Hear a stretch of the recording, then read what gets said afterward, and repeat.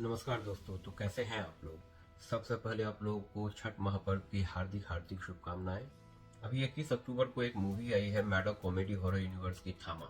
हमें देखना ये है जो क्या ये मूवी इस जो यूनिवर्स है मैडॉक यूनिवर्स है, इसकी जो रिसेंट मूवी थी स्त्री 2 उस हाइप को ये कंटिन्यू रख पाती है। उस जो कस्टमर का एक्सपेक्टेशन था ऑडियंस का इस मूवी से, उसको ये उम्मीद पे खरे उतार पाती है या नहीं। ये इस मूवी रिव्यू में इस चीज की डिटेल से चर्चा करते हैं। नमस्कार, मैं हूं परीक्षित कुमार और आज हम लोग रिव्यू करने वाले हैं मूवी थामा की। थामा मैडॉक कॉमेडी हॉरर यूनिवर्स की नई पेशकश है और आयुष्मान खुराना, रश्मिका मंदाना इसके लीड रोल में है। मूवी का एक्सपेक्टेशन, मूवी की जो प्लॉट है वो तो आपको समझ में आई गई होगी देखने के बाद। जो इसमें एक जर्नलिस्ट की कहानी है जिसका रोल आयुष्मान खुराना निभाया है, और वो जब जंगल में खो जाता है, भटक जाता है, तो उसे तालों से, जंगली जानवर, भालुओं से जो है सो रश्मिका मंदाना जो कि तारका का रोल प्ले कर रही हैं, वो उसे बचाती है। फिर वो अपने दुनिया में ले जाती है। फिर वहाँ यक्षासन जो कि नवाजुद्दीन सिद्दीकी के द्वारा प्ले किया गया है, और एक्चुअली वो उस समय बेताल लोग के थामा होते हैं। या थामा का मतलब हुआ लीडर, नेता, जो उनका हेड होता है। तो वो मनुष्य के खून, इंसान का खून पीने के जुर्म में जो है सो कैद में रहते हैं गुफा में। आयुष्मान खुराना जो है उसका खून पी लेती है रश्मिका मंदाना। फिर आयुष्मान खुराना धीरे धीरे वेम्पायर में कन्वर्ट होते हैं रश्मिका मंदाना के साथ जब वो दिल्ली आते हैं। और इसके बाद ये मूवी इसी सीक्वेंस में फ्लो में आगे बढ़ती रहती है। फिर यक्षासन के साथ उनकी भिड़ंत होती है। इस बीच में भेड़िया का भी रोल है जो कि प्ले किया गया था वरुण धवन के द्वारा। और ये आपको पिछली मूवी जो उनकी भेड़िया थी जिसमें उन्होंने भास्कर का रोल किया था, इस मूवी में वेम्पायर का और भेड़िया का एक तरह से एक्टर दिखाया गया है। अगर आपने हॉलीवुड की वेयरवुल्फ टाइप की मूवी देखी होगी तो आपको पता होगा जो भेड़िया जो होता है तो वेम्पायर का दुश्मन होता है। यहाँ पूरी तरह वेम्पायर शब्द का प्रयोग नहीं किया गया, यहाँ बेताल का किया गया है, जो कि हमारा एक अपना इंडियन एसेंट है।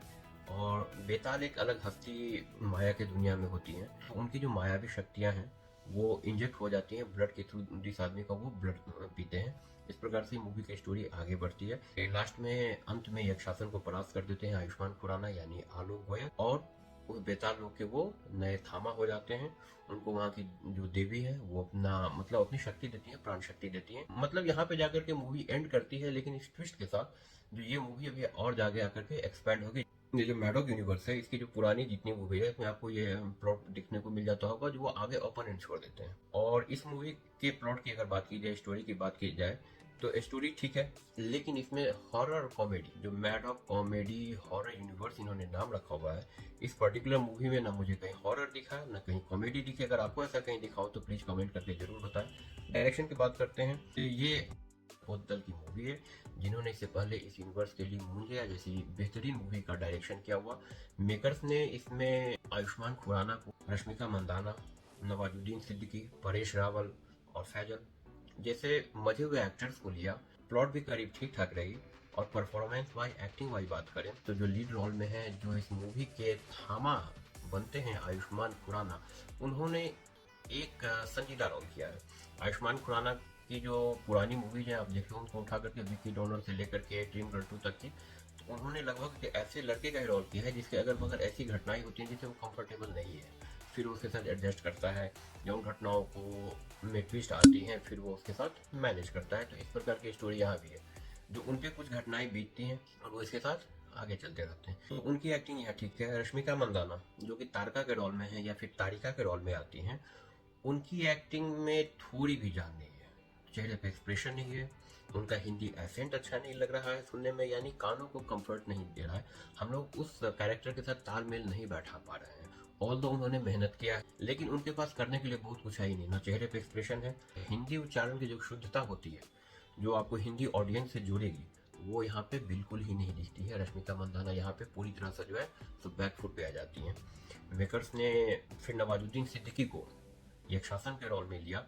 तो नवाजुद्दीन सिद्दीकी एक मजे हुए कलाकार है। हालांकि इस मूवी में उनका रोल बहुत कम है, लेकिन यह एक हिंट है, क्योंकि अंत में उनकी मृत्यु नहीं होती है।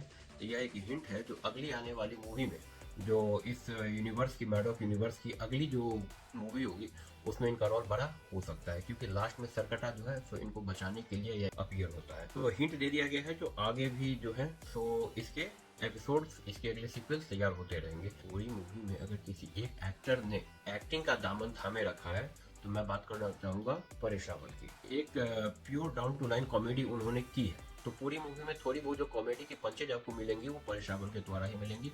बाद बाकी अपने रोल को जैसे तैसे करने की कोशिश में लगे हुए दिख रहे हैं और इसके पीछे मेकर्स का भी बहुत ज्यादा एफर्ट नहीं दिख रहा है। एक्टिंग और परफॉर्मेंस के बाद बात करते हैं विजुअल्स की। जो मूवी इस प्रकार की जो डार्क थी मूवी होती है, जो किसी थर्ड डायमेंशन को, किसी हॉरर यूनिवर्स को जैसे स्त्री में, स्त्री 2 में दिखाया गया था, उस मूवी में वीएफएक्स का, विजुअल्स का बहुत बड़ा रोल होता है।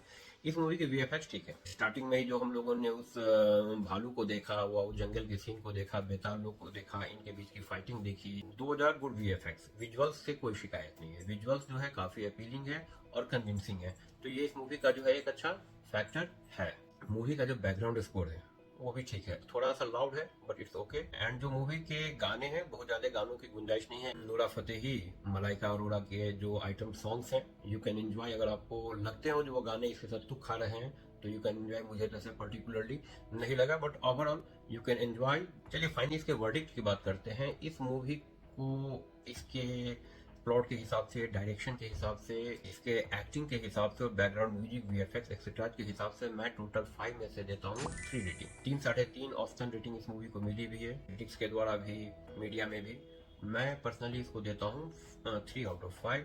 आपको ये मूवी कैसी लगी कमेंट सेक्शन में जरूर बताएं। आप इस मूवी को देखने के बाद कितनी रेटिंग देना चाहेंगे ये बताएं।